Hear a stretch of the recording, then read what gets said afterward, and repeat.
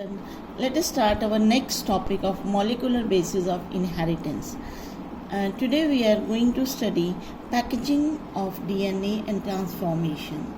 So last time we discussed DNA structure.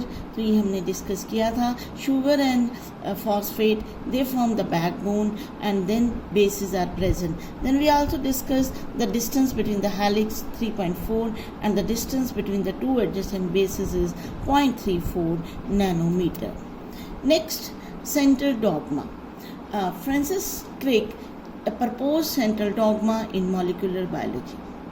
The genetic information passes from DNA to RNA and then RNA to protein.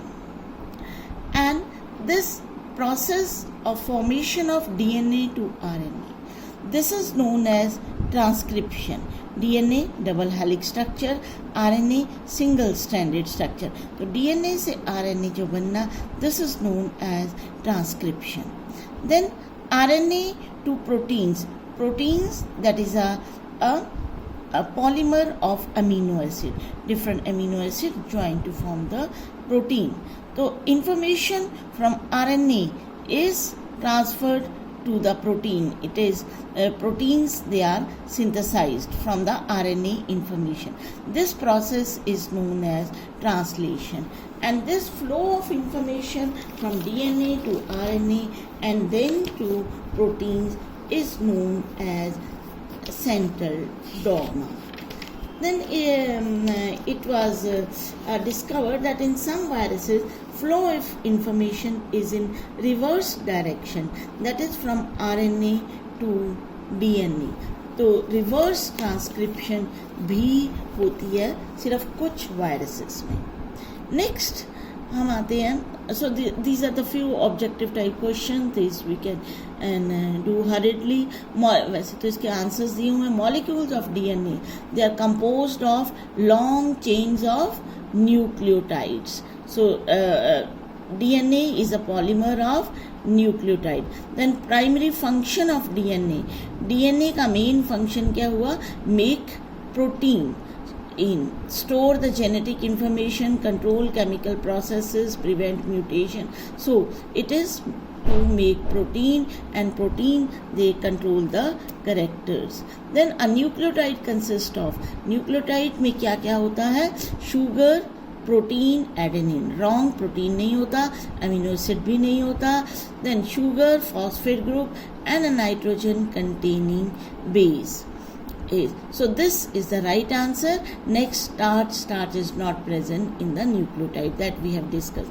The part of the molecule for which DNA is named, DNA का नाम क्यों है? Deoxyribonucleic acid. इसका नाम किस कारण है? Due to this is sugar.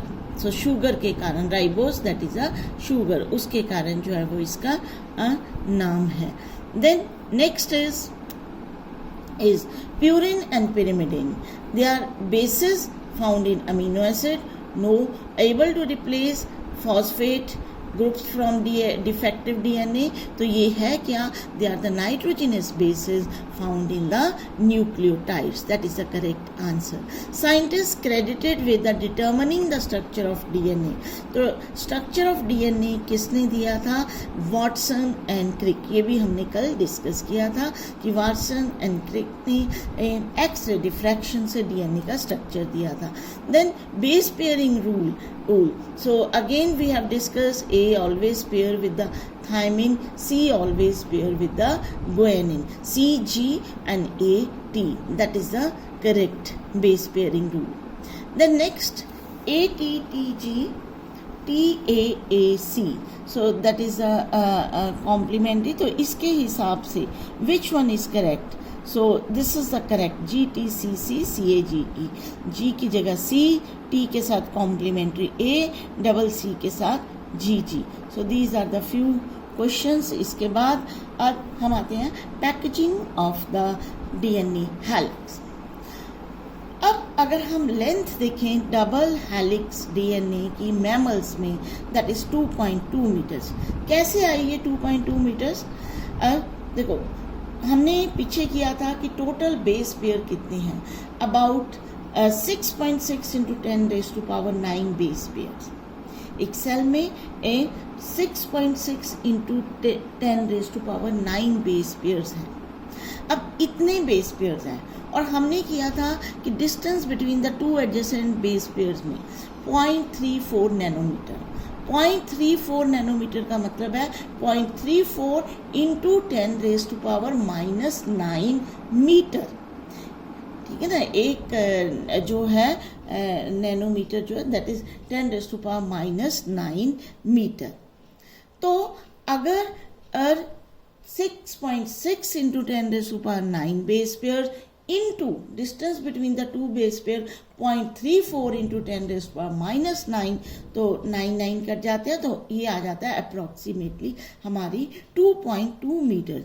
अब इतनी बड़ी लेंथ डीएनए की 2.2 मीटर, एक सेल जो हमें दिखाई नहीं देता उसके अंदर न्यूक्लियस के अंदर ये 2.2 मीटर का डीएनए कैसे हो सकता है? ठीक है, तो सेल तो इतना कम उसका लेंथ होती है कि हमें दिखाई नहीं देता, और ये 2.2 metre DNA how it is packed in the nucleus. तो सेल्स, तो इस केस में हम डिस्कस करेंगे यूकैरियोट्स एंड प्रोकैरियोट्स में। यूकैरियोट्स में तो एक वेल डिफाइंड न्यूक्लियस है, न्यूक्लियर मेम्ब्रेन है जिसके बीच में डीएनए प्रेजेंट है।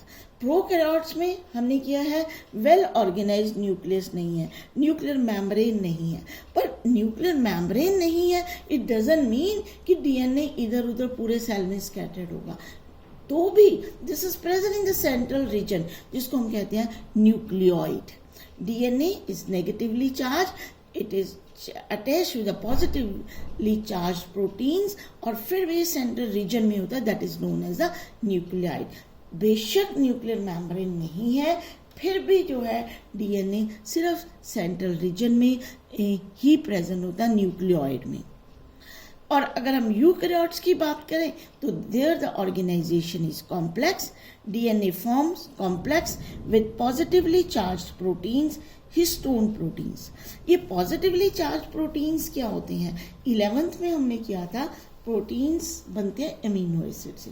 अमीनो एसिड वैसे तो होते हैं न्यूट्रल एम्फोटेरिक होते हैं, एक उनमें अमीनो ग्रुप होता है और एक में एसिड ग्रुप होता है, यानी कि बेस भी होता है एक एसिडिक भी होता है।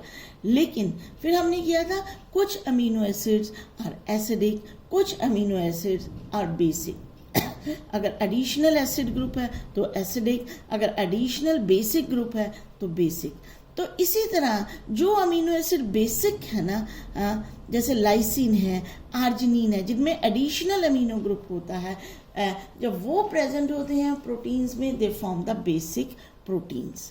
तो histones that is one example of these positively charge protein. तो डीएनए मॉलिक्यूल एक नेगेटिवली चार्ज होता है, तो ये पॉजिटिवली चार्ज प्रोटीन हिस्टोन के साथ कॉम्प्लेक्स बनाता है।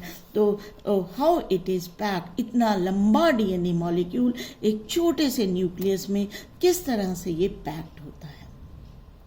So histones they are rich in lysines and arginine, ठीक है, बेसिक अमीनो एसिड।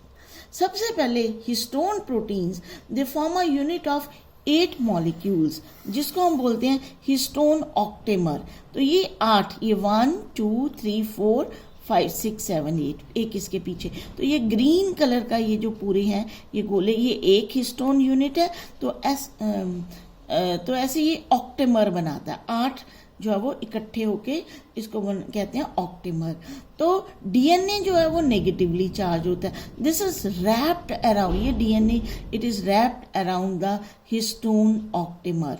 तो यहाँ पे H1 प्रोटीन इन ये बीच में और प्रोटीन होती है, और so this structure is called the nucleosome. तो एक न्यूक्लियोसोम में 200 बेस पेयर अकोमोडेट हो जाते हैं।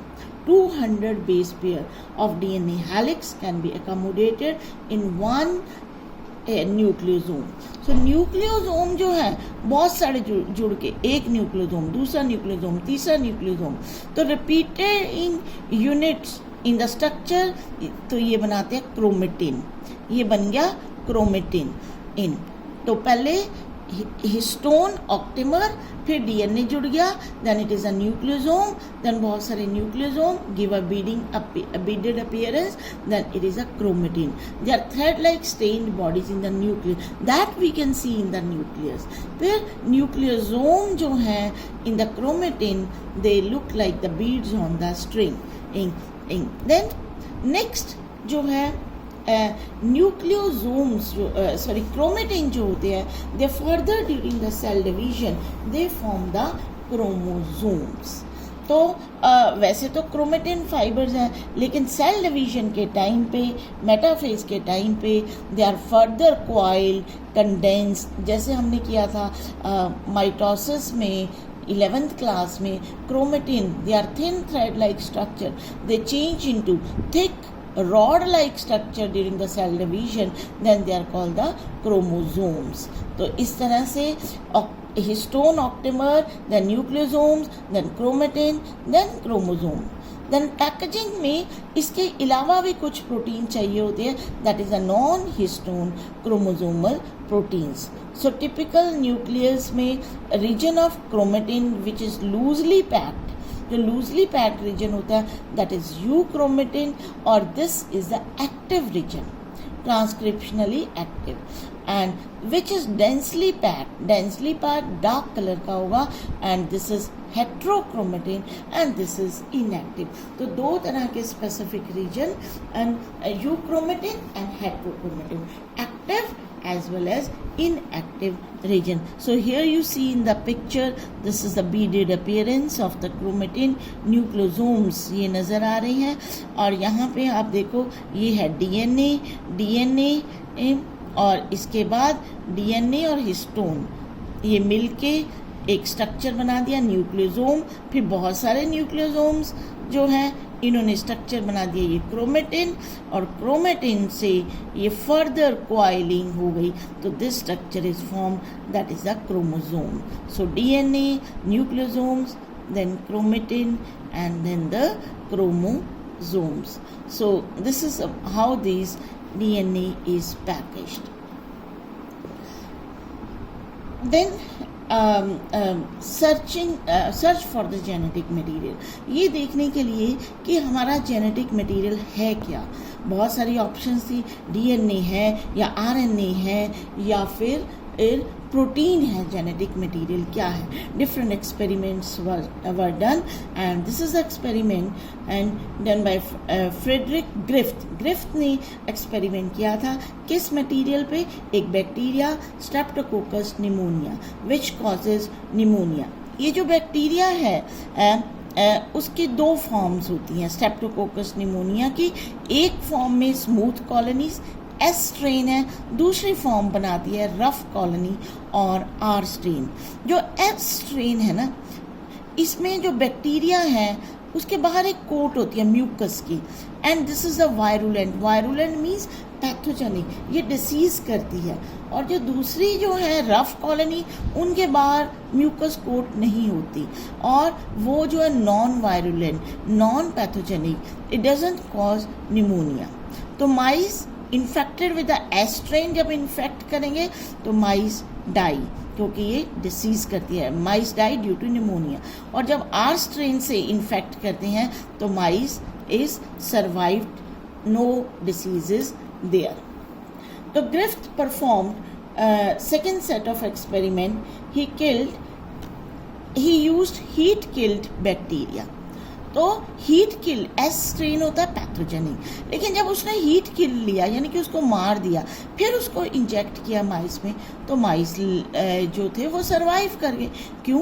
क्योंकि उसमें है ही नहीं थे डिसीज़ वाले वो जो थे एस स्ट्रेन, तो वो तो मर गया हुआ था, तो माइस सरवाइव कर गए. फिर उसने क्या किया, हीट किल्ड एस स्ट्रेन को मिक्स किया with the R strain, live R strain.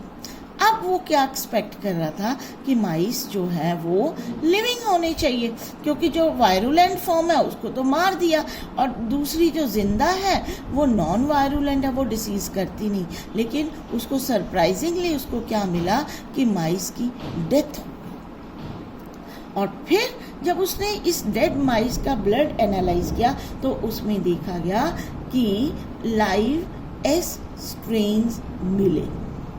तो that means something transferred from heat killed S strain to live R strain, which transformed R strain to S type, which made the R strain to synthesize a coat and become virulent. तो उसने ये experiment किया. इसके बाद ये इसको diagrammatically दिखाया हुआ है. लाइव एस से ये जो है माइस मर जाता है, लाइव आर से माइस सर्वाइव करता है, कोई डिसीज नहीं होती. हीट किल्ड एस से माइस जिंदा रहता है, ठीक है. लेकिन जब हीट किल्ड एस और लाइव आर से वो सपोज करता था कि माइस जिंदा रहेगा, लेकिन माइस जो है वो मर गया. लेकिन इससे ये तो हो गया कि ट्रांसफॉर्मेशन होती है, but still it was not clear that what is the genetic material, and this was made clear by further experiments that we will discuss next time. Thank you so much.